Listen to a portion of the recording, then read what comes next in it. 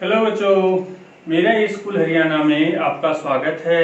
आज हम कक्षा 5 गणित विषय में मैं तेरा गुणनखंड गुणज तू मेरा पाठ 6 है, जो कि गुणनखंड और गुणज के बारे में है, उसके बारे में हम पढ़ेंगे। इस पाठ का एक वीडियो हम बना चुके हैं, जिसने नहीं देखा हो वह इस पाठ का डिस्क्रिप्शन में लिंक दिया गया है, वह इसका पहला वीडियो देख सकते हैं। आज हम पढ़ेंगे कि किसी संख्या के गुणनखंड किस प्रकार से बनाते हैं और किसी संख्या के गुणज किस प्रकार से बनाते हैं। तो आइए शुरू करते हैं गुणनखंड और गुणज। प्यारे बच्चों, आइए शुरू करते हैं कक्षा 5 का पाठ 6, मैं तेरा गुणनखंड गुणज तू मेरा। सबसे पहला प्रश्न है, एक ऐसी संख्या बताओ जो न भाज्य हो और न अभाज्य हो। हम पिछले वीडियो में हम भाज्य और अभाज्य के बारे में पढ़ चुके हैं कि कौन सी संख्याएं भाज्य होती हैं और कौन सी अभाज्य होती हैं। एक ऐसी संख्या है जो न तो भाज्य है और न ही अभाज्य है। एक जिसकी हम गिनती से शुरुआत करते हैं तो वह एक न तो भाज्य है और न ही अभाज्य है। सबसे छोटी अभाज्य सम संख्या लिखो। सबसे छोटी अभाज्य सम संख्या है 2। यह प्रश्न कई बार पेपर में आया है कि सबसे छोटी अभाज्य सम संख्या लिखो, तो इसका उत्तर है 2 एक ऐसी संख्या है जो सम है और अभाज्य भी है।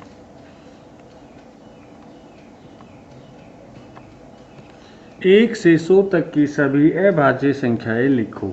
हमें 1 से 100 तक की सभी अभाज्य संख्याएं लिखनी है, तो हम 1 से 10, 11 से 20 इस तरह से अलग अलग छाटेंगे। सबसे पहले हम 1 से 10 के बीच में छाटेंगे। तो 1 को हमने अभी अभी बताया था न भाज्य है न भाज्य।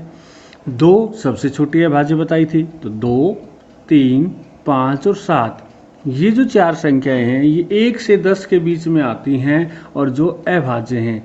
इसके अतिरिक्त इसमें बच क्या गया? 4, 6, 9, 8 ही बच गया। 4, 6, 8 और 9 वो सभी संख्याएं भाज्य हैं। वो एक और स्वयं के अलावा अन्य किसी संख्या से भाग हो जाती हैं, विभाजित हो जाती हैं।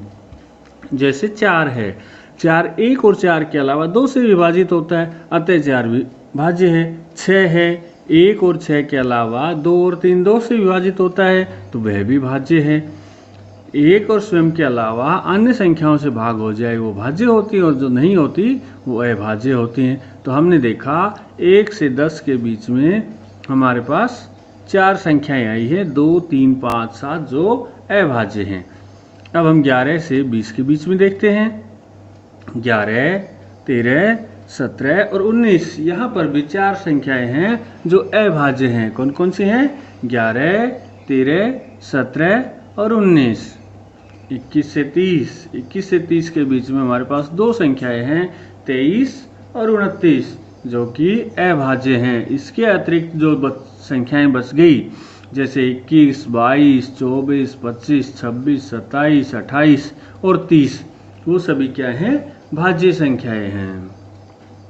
31 से 40 के बीच में 31 और 37 2 संख्याएं हैं जो भाज्य संख्याएं हैं। 41 से 50 के बीच में 3 संख्याएं हैं, 41, 43 और 47 ये 3 संख्याएं हैं जो अभाज्य संख्याएं हैं। और 51 से 60 के बीच में 53 और 59 2 संख्याएं हैं जो अभाज्य हैं। इसी तरह से 61 से 70 के बीच में जब हम करेंगे तो 61 और 67 2 संख्याएं हैं जो अभाज्य हैं। और 71 से 80 के बीच में भी 3 संख्याएं हैं, 71, 73 और 79, जो कि अभाज्य संख्याएं हैं। इसी तरह से हम 81 से 90 के बीच में यदि देखें तो 83 और 89 2 संख्याएं हैं जो अभाज्य हैं। इसके अतिरिक्त 81, 82, 84, 85, 86, 87, 88 और 90 वो सभी क्या हैं? भाज्य संख्याएं हैं। और अंत में हम देखें 91 से 100। 91 से 100 के बीच में एक अकेली संख्या है 97, जो कि अभाज्य है। तो अभी आप जो ये संख्याएं देख रहे हैं ये सभी संख्याएं क्या हैं? 1 से 100 के बीच में अभाज्य संख्याएं हैं। गुणज और गुणनखंड से आप क्या समझते हैं? गुणज किसी संख्या को दूसरी संख्या से गुणा करने से प्राप्त होने वाले परिणाम को पहली संख्या के गुणज कहते हैं। किसी एक संख्या को दूसरी संख्या से जो गुणा करो और गुणा करने पर जो उत्तर आएगा वह पहली संख्या का गुणज होगा। जैसे 2 के गुणज, अब 2 को 1 से गुणा करो तो 2 आएगा, 2 को 2 से गुणा करेंगे 4 आएगा, 2 को 3 से गुणा करेंगे तो 6 आएगा, 2 को 4 से गुणा करेंगे तो 8 आएगा। इस तरह से गुणा करने पर जो आता है वह गुणज होता है।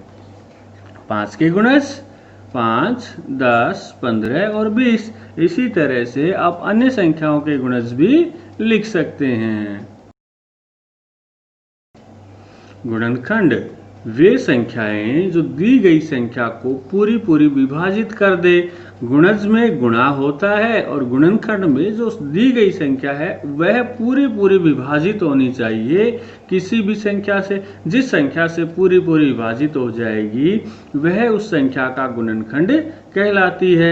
जैसे 12 के गुणनखंड, अब 12 किस किस संख्या से पूरा विभाजित हो जाएगा वे सब इसके गुणनखंड होंगे। इसके पहले वीडियो में जब हमने विभाजकता पढ़ाई थी, जब हमने बताया था कि 2 के नियम, 3 के नियम, 4 के, 6 के, 5 के, उस तरह से अब 12 पे लागू करके देखो। सबसे पहला 1 तो सभी संख्या विभाजित करता है। अब इकाई अंक यहाँ 2 है तो 2 से विभाजित हो जाएगा, 2 और 1 3 है तो 3 से, अंकों का जोड़ 3 हो गया तो 3 से विभाजित हो रहा है। इकाई ढाई के अंक 4 से विभाजित हो रहे हैं, 2 और 3 से होता है तो 6 से भी वो संख्या भाग होगी और आगे 12 से भी विभाजित हो रही है। इस तरह से 12 के गुणनखंड हैं 1, 2, 3, 4, 6 और 12। 15 के गुणनखंड देखें, 15 के गुणनखंड क्या होंगे? 1, 3, 5 और 15, यानी कि 15 1 से पूरा विभाजित होता है, 3 से, 5 से और 15 से। गुणज और गुणनखंड का दूसरा नाम क्या है? गुणज को अपवर्त्य और गुणनखंड को अपवर्तक कहते हैं। ये बहुत जरूरी चीज है, इसको ध्यान से देखो। गुणज को अपवर्त्य और गुणनखंड को अपवर्तक कहते हैं। 3 और 5 के साझा गुणज लिखो। पहले 3 के गुणज लिखो, फिर 5 के लिखो, फिर जो दोनों में मिलते होंगे साझा होंगे। जैसे 3 के गुणज लिखे हम 3, 3 दूनी 6, 3 तिया 9, 3 चौक 12, 3 5 15, 3 6 18, 3 7 21 और 3 8 24।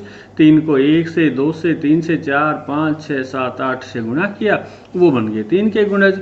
इसी तरह से हम 5 को गुणा करें, 5 को 1 से करें तो 5 1 कम 5, 5 को 2 से करेंगे 5 दूनी 10, 5 को 3 से कर दे तो 5 दिए 15 और 5 को 4 से करे तो 5 चौके 20, 5 को 5 से गुणा करो पापा 25, 6 से कर दे तो 30 और 7 से करे तो 35।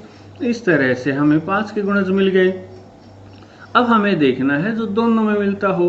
पहले में 3 है, दूसरे में नहीं है। पहले में 6 भी है, नीचे 10 है, नहीं मिला। फिर 9 है, नीचे 15 है। ऊपर वाले में 15 देखो कहाँ है? हाँ, ऊपर वाले में 15 है, 12 के बाद नीचे वाले में भी है। तो 3 और 5 का साझा गुणज क्या होगा? 15 होगा। इसके अलावा और कोई गुणज नहीं मिल रहा है। 4, 5, 6 के साझा गुणज लिखो। पहले हम 4 के गुणज लिखे, फिर 5 के, फिर 6 के, फिर इनमें जो साझा हो वो सारे लिखें। तो पहले 4 के गुणज लिख देते हैं। अब 4 के गुणज हमें आगे तक जितना लिख सकते थे हम उतने लिखे, इससे भी आगे और भी हो सकते हैं। गुणज अनंत हैं। गुणनखंड किसी भी संख्या के सीमित होते हैं और गुणज तो अनंत होते हैं, कितने भी बना लो। तो 4 के गुणज हैं 4, 8, 12, 16, 20, 24, 28, 32, 36, 40, 44, 48, 52 और 56। इसी तरह से 5 के गुणज हैं 5, 10, 15, 20, 25, 30, 35, 40, 45, 50, 55, 60। और 6 के गुणज 6, 12, 18, 24, 30, 36, 42, 48, 54 और 60। मोटे अर्थों में हमें वह संख्या का पहाड़ा लिखा है, 4 का पहाड़ा, 5 का पहाड़ा और 6 का पहाड़ा। ठीक है, 40 से आगे 4 का पहाड़ा खत्म हो गया तो उसमें 4 4 हम जोड़ते चले गए। अब हम इनमें देखें तो सिर्फ एक 60 एक ऐसी संख्या है जो तीनों में मिल रही है, उसके अलावा और कोई संख्या नहीं मिलती है। तो 4, 5, 6 का साझा गुणज क्या होगा? 60 होगा। 4, 5, 6 का संक्षिप्त विधि से गुणज निकालो। अब पहले जो सवाल हमने किया है वो बहुत लंबा था, बहुत लंबे आगे तक हम लिखते चले गए। इसको कोई छोटी विधि भी है, संक्षिप्त विधि भी है? हाँ है। आइए देखते हैं कैसे निकालते हैं। पहले एक लाइन इस तरह से खींचो, दूसरी उसके ऊपर इस तरह से लिख दो, और इनके बीच में ये जो खाली जगह आई है यहाँ हम लिख देंगे 4, 5 और 6। 4 और 5 के बीच में आप एक रेखा लगा सकते हैं या कोमा लगा सकते हैं, जो आपको उचित लगे वो लगाएं। अब इनमें से 4, 5, 6 में हमें विभाजित करने वाली संख्या देखनी है जो कम से कम 2 संख्याओं को विभाजित कर दे। या तो 4 और 5 को करे, या 4 और 6 को करे, या 5 और 6 को करे। तीनों को विभाजित करने वाली मिल जाए तो हम वो भी देख सकते हैं, लेकिन यहाँ ऐसी कोई संख्या नहीं है जो तीनों को विभाजित करती हो। हाँ, 2 है जो 4 और 6 2 को विभाजित कर देगी, तो हम इसको 2 से विभाजित कर देंगे। 4 में 2 से भाग करेंगे तो क्या आएगा? 2 दूनी 4, भागफल 2 आ गया। यहाँ पर हमें सिर्फ भागफल लिखना है।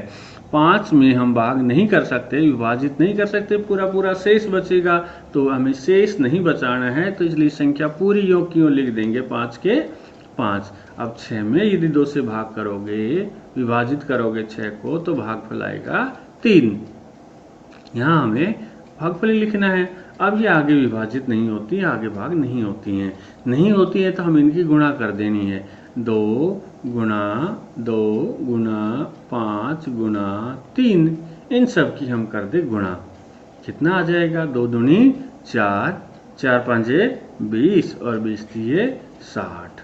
देखो कितना छोटा सा उत्तर आ गया। उसमें हमें इतने लंबे लंबे लिखने पड़े थे, इसमें तुरंत उत्तर आ गया। ये है संक्षिप्त विधि या छोटी विधि।